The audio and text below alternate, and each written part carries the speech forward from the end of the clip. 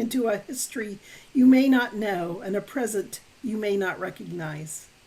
The presentations are designed to give you a better understanding of the Wabanaki tribes in Maine today.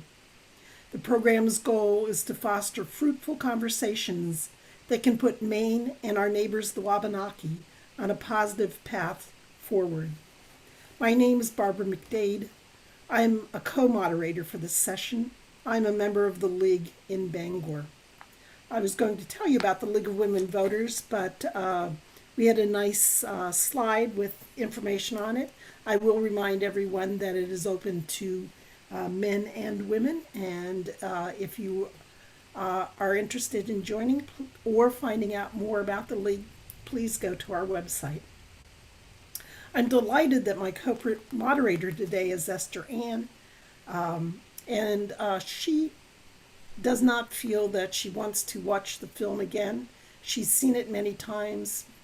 She is in the film herself, and I will introduce her after the film. I want to thank Jen Lancaster for being the Zoom techie, and Lane Sturdivant who is going to help me field questions and comments. The film Dawnland is about the Maine Wabanaki State Child Welfare Truth and Reconciliation Commission. It led a truth-seeking process from February 2013 to June 2015 to discover Maine's child welfare practice within the Native peoples community.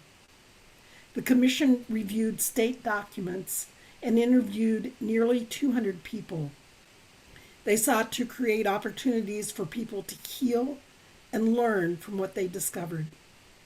This was the first commission to focus on Native issues with the child welfare system in the U.S., the first known commission that was collaboratively formed by a state and the Native American community. And this commission's focus on healing was distinctive. And the film won an Emmy. It's the third time I've seen the movie, and I just find it very emotional every time I watch it.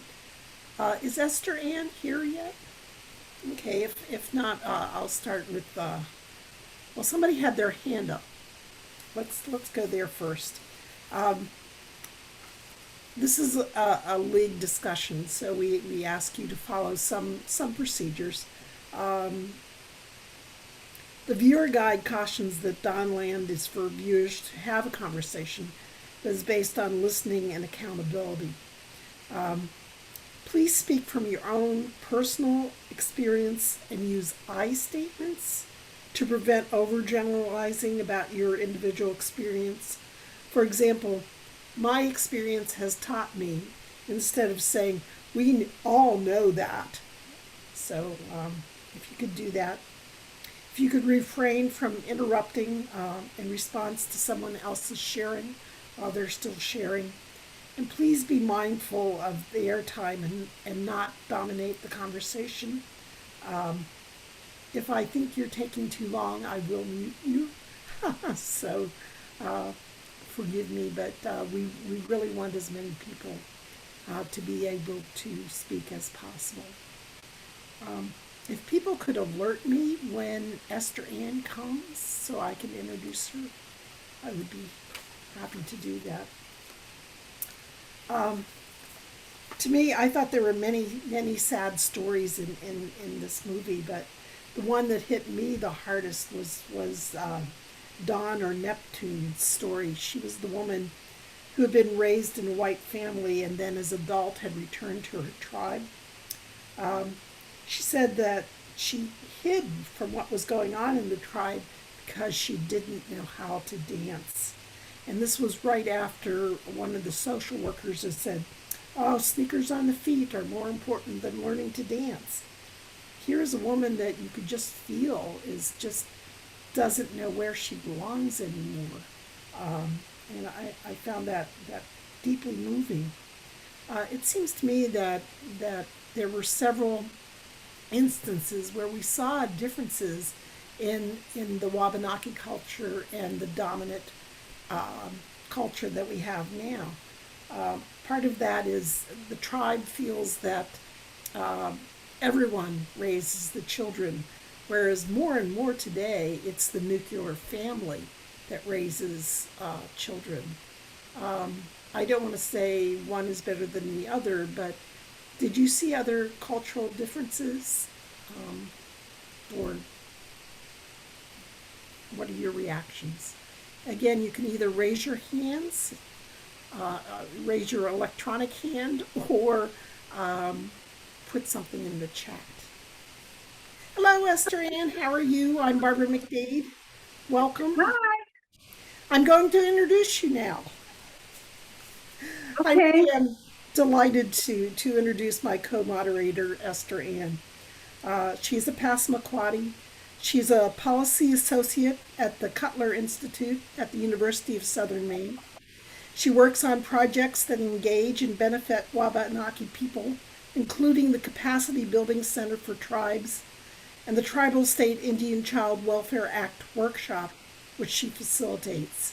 She's a member of the board for Wabanaki Reach, a cross-cultural collaborative focused on decolonization. Esther was part of the team that established and convened the Maine Wabanaki State Child Welfare Truth and Reconciliation Commission. And I'm sure you all remember because we just saw the film. She was part of the film. And Esther Ann,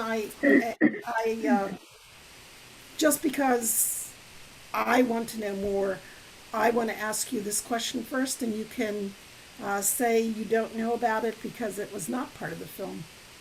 But in the September 14th NPR program On Point, there was a story of a custody trial in Texas involving a Native American boy and his white foster parents.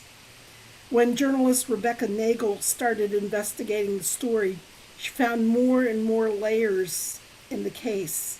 The case went through 2 courts and is now headed to the Supreme Court.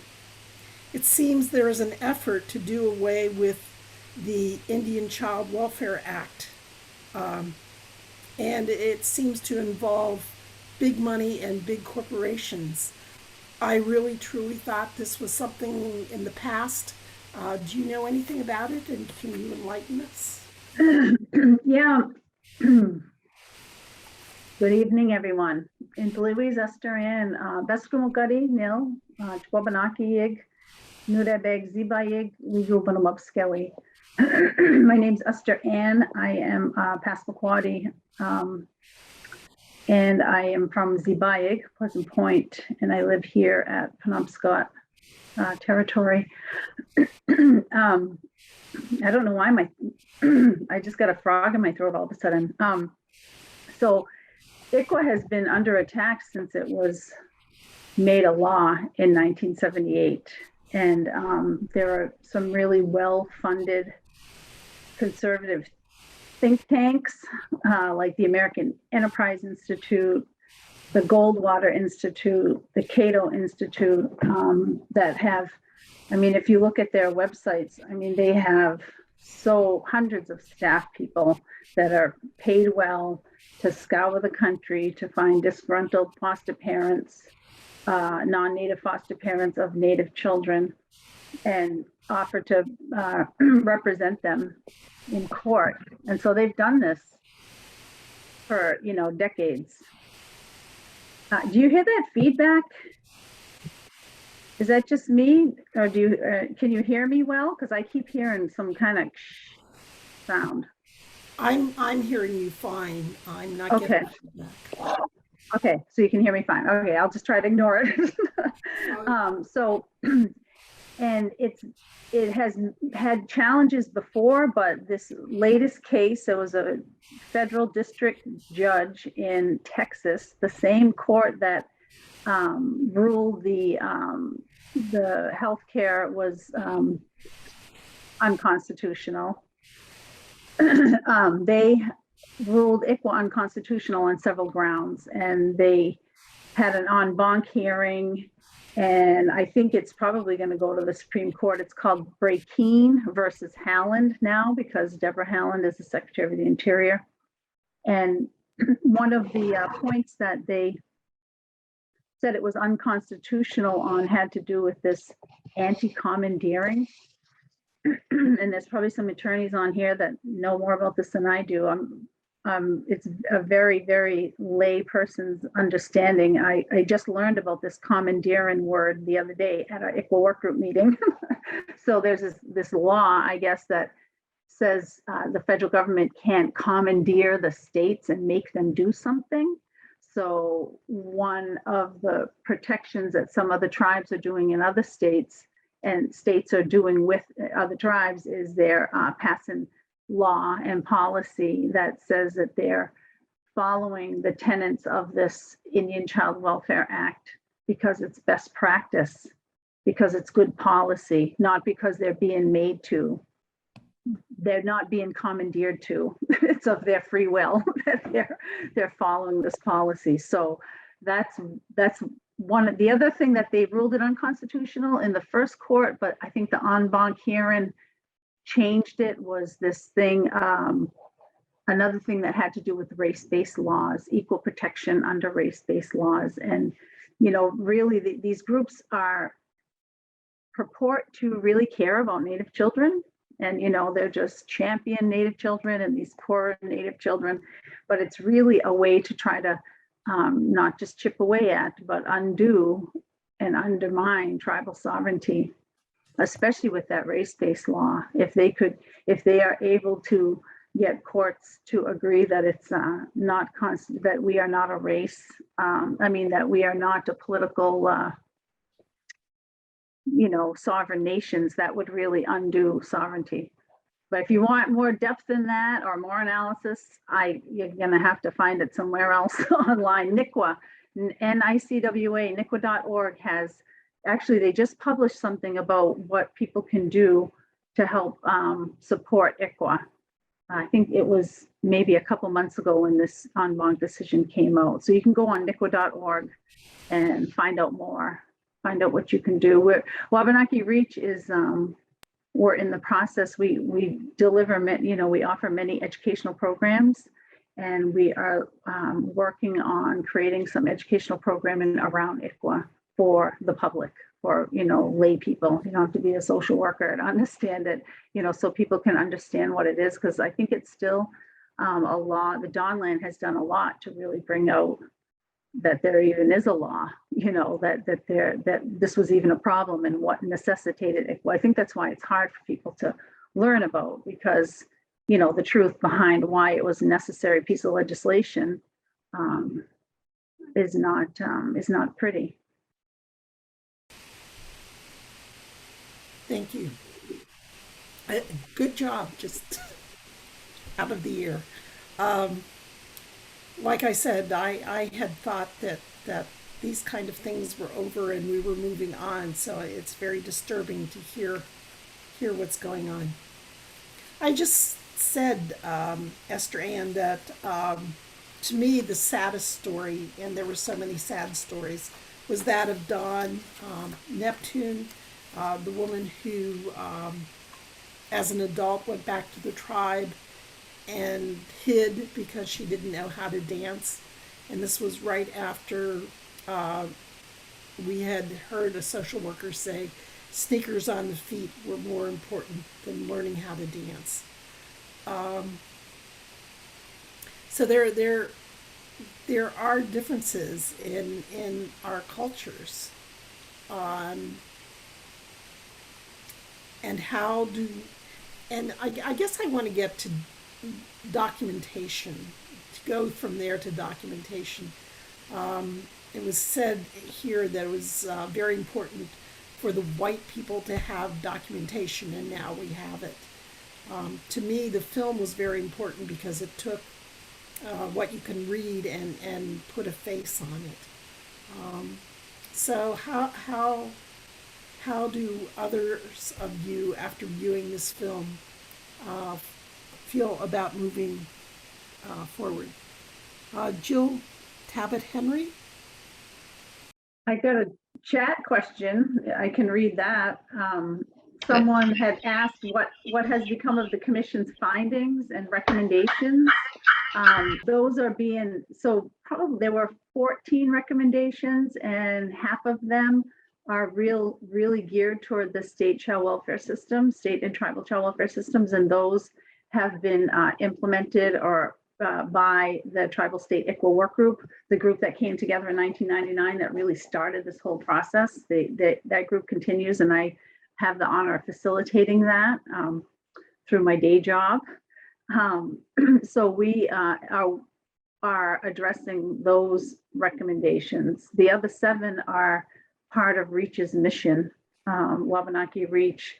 So when in 99, when the tribal and state child welfare workers came together just to develop this training, we stayed together. And then in 2008, we decided to create this Truth and Reconciliation Commission process. And that gave birth to Wabanaki REACH. And the ICWA work group continues. So it's kind of like gone full circle. But those recommendations, you know, like number 1, what was number 1 recommendation? Does anybody know? Respect tribal sovereignty. And that's not just the work of Wabanaki REACH, that's the work of everybody. So the recommendations were always, REACH is always pushing them and always trying to draw attention to them and reminding people about them. But there are some that are like Izitanamuk says in the film, that's the long haul, right? But the work has to happen, it has to start today for us to get there. So yeah, they're not just sitting on a shelf. I mean, we do have some cherished hard copies that I think I have about 4 or 5 of them left that were printed. It's such a beautiful document if you ever get to see a hard copy.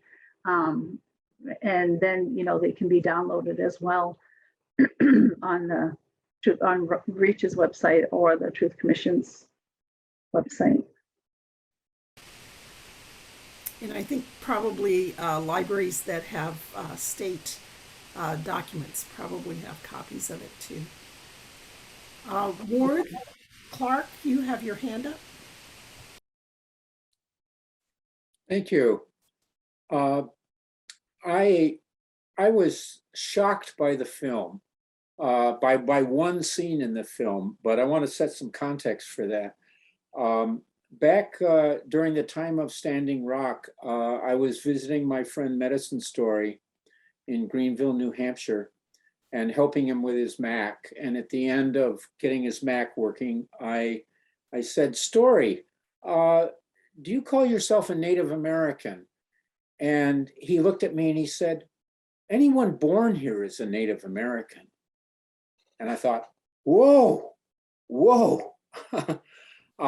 I think I'm obliged to carry on with the indigenous culture because I'm a Native American. And so I asked him after that, well, what do you call yourself? And he said, Indian or First Nation. And so I've been trying to not use Native American to talk about indigenous people since that time. While I was watching the film, there was one scene that showed a man with long hair, and then it was followed by another scene where his hair had been cut off. And that really struck me. That's what really grabbed me, because I sat in a barber chair for the last time in 1970. And I can't imagine having all my hair cut off. It just doesn't seem like me. And so, whoa. I don't know what more I can say about this other than just to say that really grabbed me and connected me back to that engagement with Medicine Story. Mana no kwat. Thank you. Margot, Donis? Hi. I had a question about the social workers of those times? And I guess it's a two-part question is, what was the training that they got? Was there a knowledge that they were required to take these tribe members out of their tribe? Was that their goal, was to get them away, and that always would be beneficial? And then the other part was, did you ever hear any testimony from a social worker who was apologetic or ashamed? You're asking me to reply? Okay. So first of all, I wasn't on the commission. I helped establish the commission, created it, set it up. And those 5 commissioners are the ones that heard the testimony. I attended some open circles in tribal communities when people were sharing. But the commission actually video recorded people's testimony. I gave my own testimony, but I wasn't a statement gatherer, and I didn't hear other people's testimony. So I don't know. All of the statements are archived on the Bowdoin website. And there were about 90 something that were Wabanaki people, and the rest are not. So there's police officers and foster care workers and foster parents and foster siblings and judges and attorneys and you name it that participated. So, you know, you could listen to them or read them and find out. It's such a treasure trove of information, those 150 plus statements that are archived on the website. There's so much to learn and hear and listen to there. So I don't know if there were any apologetic social workers. And as far as training, you know, even the boarding school era, when in 1819, when the Civilization Fund Act was passed, that funded all of these benevolent societies and organizations to civilize Native children by kidnapping them and sending them off to boarding school. The picture that Ward talked about was the before and after picture of a Native child that when they came into boarding school, and then, you know, they're trying to assimilate them. So that was the policy.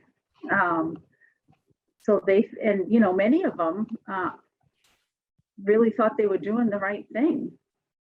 Just like, you know, Lord Amherst thought he was doing the right thing when he thought, you know, the best thing we can do is bring some dogs over here and let them loose and kill the natives. But that's not practical. So let's just give them blankets full of smallpox.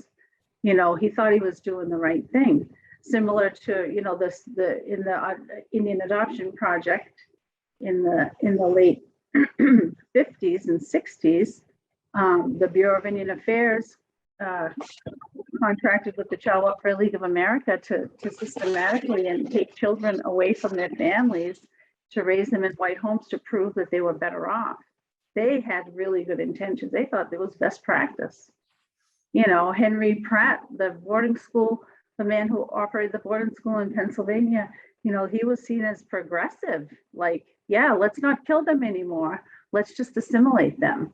That's a more gentler, kinder thing to do, right? So when we talk about how they were trained, we have to remember that these are systems. You know, you get these policies and these laws and these big systems that have always been designed and for one purpose, and that's to eradicate indigenous people, the people that are indigenous to this territory. So those social workers that you might have heard from, you know, that they probably did get some training that supported what they were doing. But I don't think they said, okay, we're going to do this evil thing. You know, they thought, well, this is what we got to do, right? So similar to the child welfare system now. I mean, it's evident to me that it's working. You'd say it's not working just the way it's supposed to. I mean, we're taking the most sacred responsibility of caring for children, and it's over in this little department. And then it's like the woman was talking about all the money that flows, right? Instead of invested it in families so they can take care of their own children, whether they be Native children or any children. Anyway, I'm getting off track here. I don't know if I answered your question. I hope so. Jill Tapman Henry, can we try you again? Yes, thank you so much. I had to get my plug and then, yeah. I'm here with my mother. She's got the hand over her head there in my picture anyway. This is my 100-year-old mother. And she just watched the movie for the first time. I've seen it 4 or maybe 5 times now. It's just, wow, so great that you all did this. That, I mean, to me, that you did the Truth and Reconciliation Commission is just, it's wonderful that somebody had the idea, that you had the energy to go into it, and the stories, of course, you know, are horrible. And my favorite part of the movie is when you showed how you had to split up the team in order to make the Wabanaki people feel more comfortable coming in to give testimony, that you needed to make the space more safer for them. And you asked the white people to go downstairs, and then how they reacted and how you dealt with it. And I think I'm still stunned that that's in the movie, because that's probably one of the awkward pieces of doing this work as a white person who's the mother of biracial kids, and thinking, you know, I got it all together, I'm woke as hell, and I'm gonna be just, you know, the most amazing ally, and understanding that it doesn't work like that. And there are times when you just have to recognize that you represent the perpetrator. And like that statement of saying, if you're in the room and these folks are telling their stories about being abused by white foster parents, you represent the perpetrator. And they're not going to be comfortable with you. And every time I hear that, it's a new wave of learning that, yeah, I recognizing what that means and then stepping back. You know, to hear you say that, I mean, to hear you describe it, because, you know, the film obviously doesn't capture every little detail that happened and how it all went. It gives just a little bit of a slice of it. And to hear you say that, it's like, when I think about it, I'm like, we shouldn't have even had to tell anybody. This is Passamaquoddy community. Like, we shouldn't have even had to friggin' have that conversation for people to think, geez, you know, the number one goal here is to keep these people safe. This is their I'm a guest. I'm a friggin' guest, right? So anyway, it just dawned on me, because and I also see how much I've changed, and you know, it was a long time ago, like what, six years ago or so. And I was petrified to say anything. And now I feel like more indignant about it than I was then. Yeah. So, you know, it's like yeah, it was quite a moment, and I forgot that they were recording when that happened. And you know, I almost didn't say anything, because a lot of times I don't. A lot of times, you know, you don't need to say anything, but I thought, and you know, one of my worries was, as I'm remembering it, one of my fears was, because the way that Indigenous people often internalize white oppression and white racism is that we take care of white people a lot. So when I was thinking, oh my God, if I say these things, that my people might be mad at me that I went too far, because we're really gracious, generous hosts. Like we're so hosty that, you don't even have to, we'll do anything to make you feel good and feel at home, even if it's to our detriment, right? Yeah. And that's one of the ways. So it's like, okay, is this part, we're generous traditionally, and also I internalize racism by taking care of people. We always have to make that determination, like all the time when we do something. Is this who I am, or am I acting on oppression? So, my thought was, oh my God, my people are gonna think, gee, you're being mean to those white people. Don't be mean to them. That's what I was hearing in my head, what I grew up with. And I was like, the hell with it. So I just said it. Yeah, no, I'm glad you did. That's like it's a case study in that situation. And for a lot of us white folks who want to help out in various settings where we're the colonizer, or we represent the colonizer. It's important to bear that in mind. And I thought it was very respectfully done. I'm so glad it's in the movie.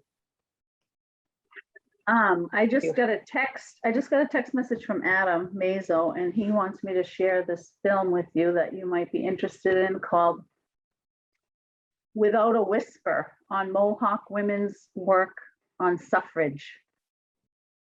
He said your group might be interested in this because you're all about voting, right? So he said to let you know, check it out. Jeffrey's probably gonna Google it and put it in the chat, I bet. Without a Whisper, PBS Film Festival. Anyway, sorry. Oh, good. Keep going. I have another question. We heard from Georgina, the Passamaquoddy elder, who said, "How do you propose that we're supposed to be healing?" Did this really help the people that testified in front of the commission? Well, anytime you share your story, on the cellular level, your body starts to heal. So, and Denise Altvater really led the way in showing people that you could share. And yeah, it's going to hurt. It's not the telling of your story that's hurting. It's what you went through that hurts. When you remember it, and that you could go there and be okay. So I think on that level, it helped people. That most of the people, there were 6 consent levels that the Truth Commission had, and one of them was public accessibility, non-anonymous. And that's what most people chose. Most of the Wabanaki people chose that, even if they hadn't even ever shared their story with their family. They still said, yeah, you can share it. Anybody can, I'll put my name to it, and anybody can access it. And, the commission, Rachel George was a research coordinator, and she was really good about making sure people gave like the utmost consent and understood it and knew what it meant and what it, and that's what they wanted. Because, and she'd ask them, are you sure, and why? And they'd say, because we don't want it to happen to anyone else.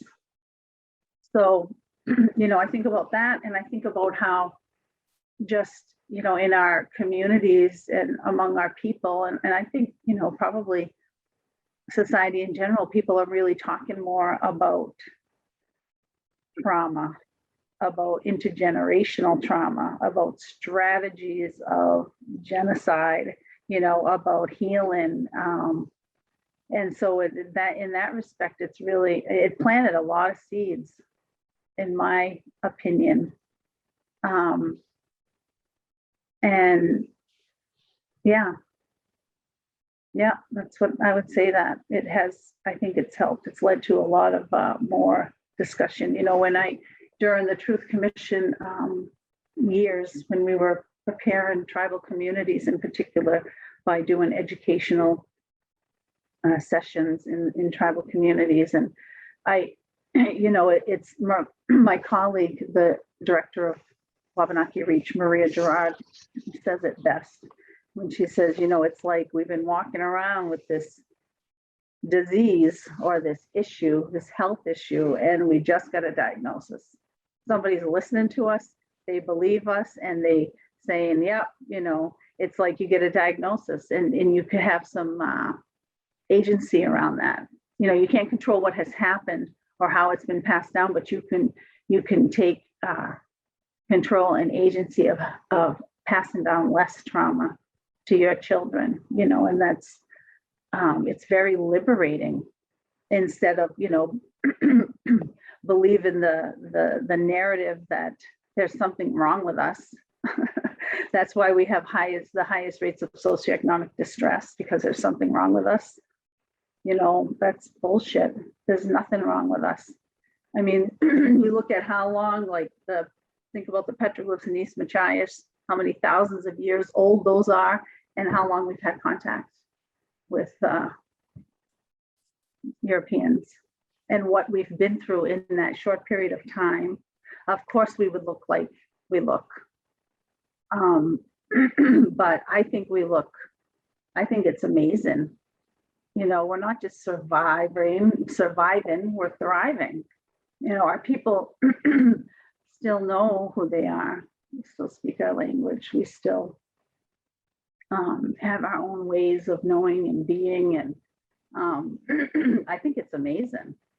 My mother used to say we're the most brilliant people on the planet. She said, because if she'd say upside down triangle, she goes, we're on the bottom, like because capitalism, right? It's capitalism up here, we're holding it all up because it's all about the land. And it's all been on us. You know, we feel the brunt of it all, and we're still, I don't know. I used to think she was goofy, but the older I get, the more I believe her. Must be hitting 50 thing, right? It's a good thing. So, Michelle Hertz, you had your hand up. Yes. We know that this genocide has been going on since the Europeans arrived. Then there were the institutions that came about in the 1800s. Was adoption always part of this? That's my first question. Or were the institutions suddenly starting to fail and then adoption came along? The second is, what kind of records were the foster families required to keep? Were there any records, and how early on would those records have taken place of who they adopted? Or I don't know. Maybe there's people on the call that know more about adoption records. I know that the Upstander team that created the Dawnland film won an Emmy for best research. So they didn't just interview people. They did a lot of, then the Truth Commission did document research too, but Upstander did as well. I know that the state of Maine allows people to have, there was a change in the law at some point where people can have their adoption records, but that doesn't mean that they're going to be accessible or easy to find. Like, things get lost all the time. So I really don't know. Does anyone else know about adoption records or working for the department? Anyone else on the call? Margaret's raising her hand. No.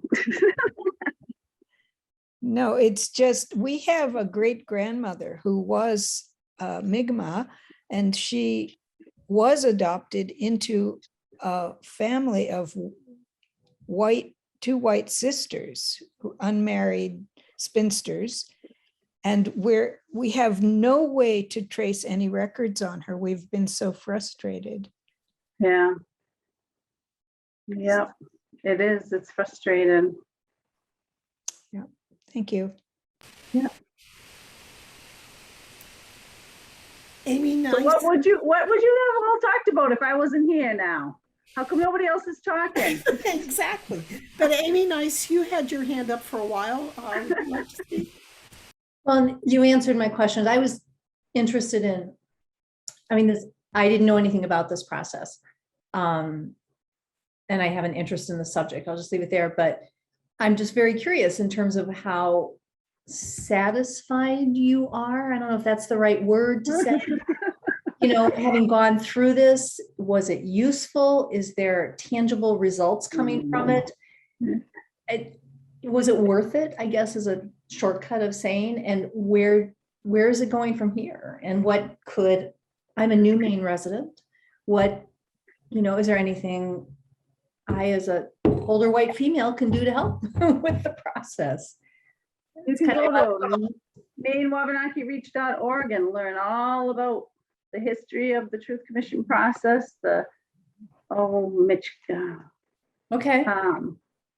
the history of the Truth Commission process and what, Reach, all the work that we've done to implement the recommendations and the work we're doing now. The Truth Commission was just one thing that we've done. We have a new truth telling project that's just starting. I love the name, and you'd think I could remember it.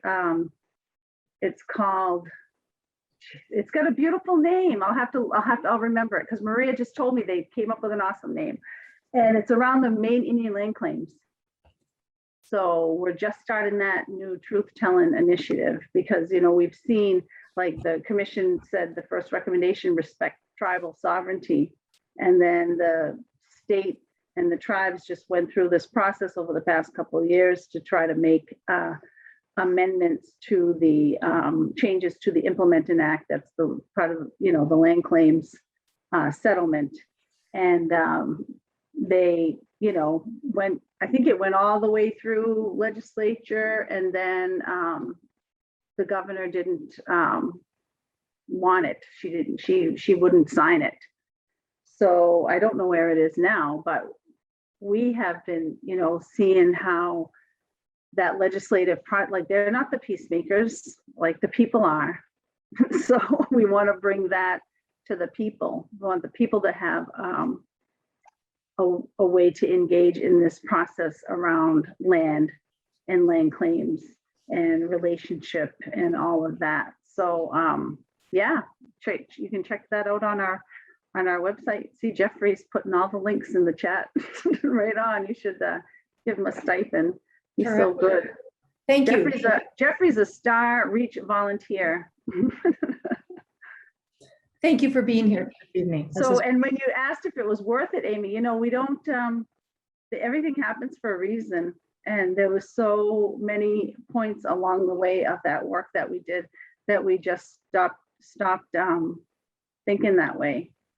This is it has to be done. And I wouldn't have any regrets. I wouldn't change anything. Even that horrible stuff we went through with white privilege. I mean, the film doesn't capture everything. It was a long haul. But it's, it had to happen. Like it made it so, the learning so much more transformative because we dealt with those challenges. So I wouldn't change anything. I don't have any regrets. I try not to have any regrets anyway in life. I appreciate that. Yeah, the problem with white privilege is we don't know we have it. So it makes it hard to get around, right? Harder to get around. Yeah, I guess.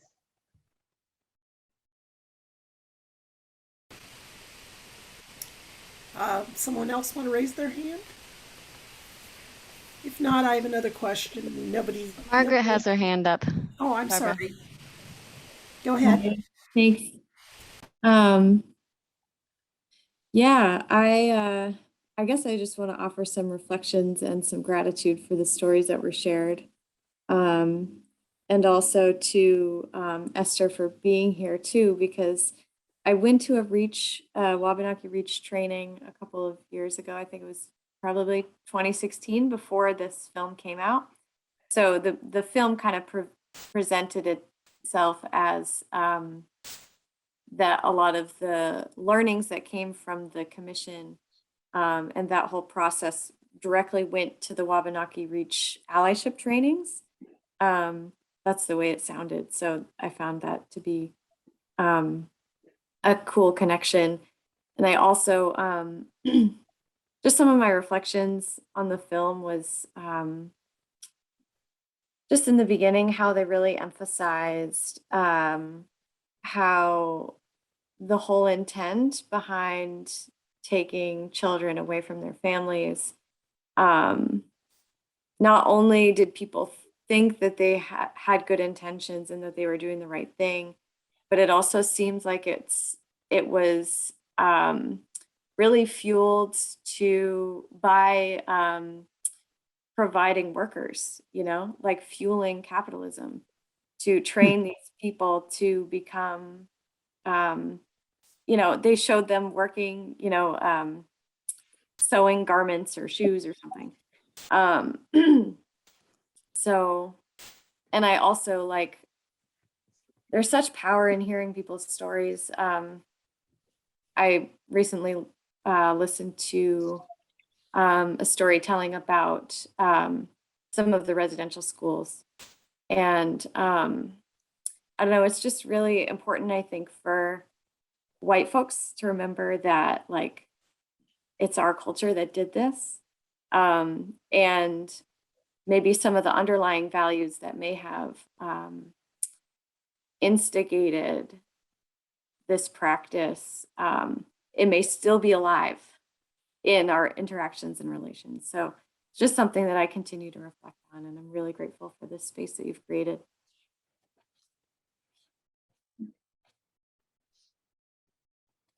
Thank you, Margaret.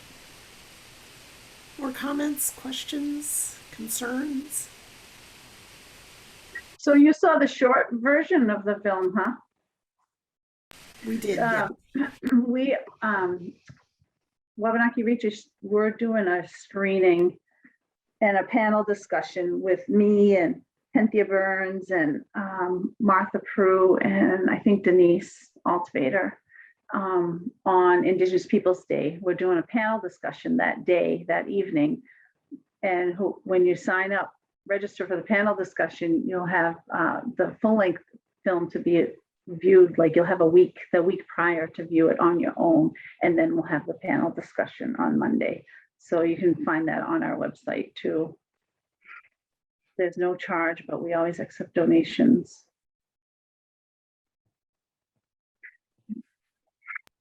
I hope people are looking at the chat, because there's an amazing amount of information in the chat, and I hope that you'll take advantage of it.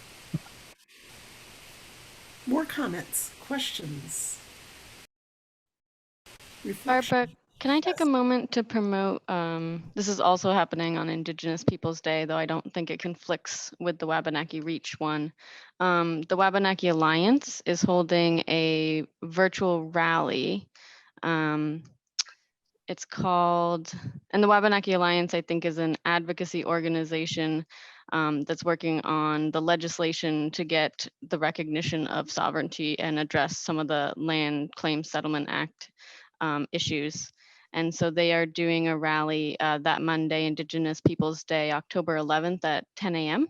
And it will be streamed Facebook Live from their Facebook page. So that's another event that folks can attend on Indigenous Peoples Day if you want to sort of engage more. So they're doing an in-person gathering?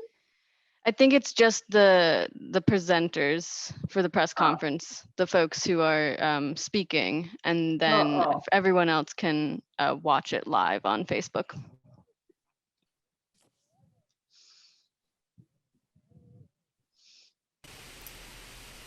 The next program in this series is on October 13th at 6 o'clock, again by Zoom.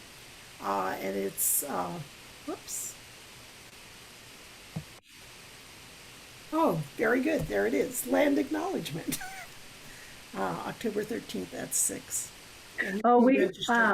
We had Darren on our show, Dawnland Signals, our radio show on WERU, the third Thursday of every month. 4 to 5. And we compiled a bunch of resources for land acknowledgement, along with Darren's show that you can find on our website. I mean, along with Darren's feature on our show. And I just wanted folks to know to be on the lookout for September 30th. It's Orange Shirt Day, Day of Remembrance of boarding school survivors and not survivors. And in particular this year, it's really, really important that we take some time to reflect on that day, because they've been unearthing the bodies of thousands of children from the residential schools in Canada. And Deb Haaland, the Secretary of Interior, has called for an investigation into the residential schools in the United States. So we will see those bodies being unearthed here as well.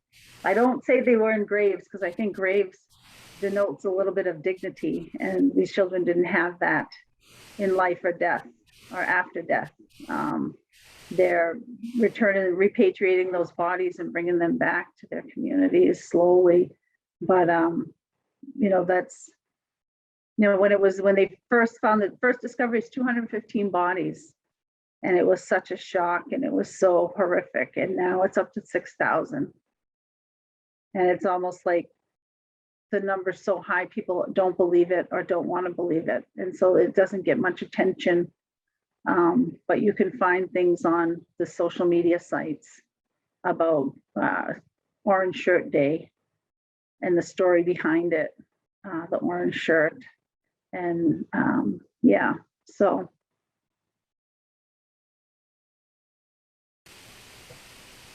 Thank you. Important to know. Esther Ann, I do want to give my thanks also for you coming. We did end up just asking you questions, and I appreciate that you were here and willing to answer our questions. Do you have a closing statement you'd like to give? I don't think so. I can't think of anything cool or catchy, or I don't know. So go home and hug your kids, your grandkids, or your honey, or hug somebody. Absolutely. That's such good advice. Go do it. Thank you all for coming. I thought this was well worth coming out for, and thank you all for caring. Good night. Take care.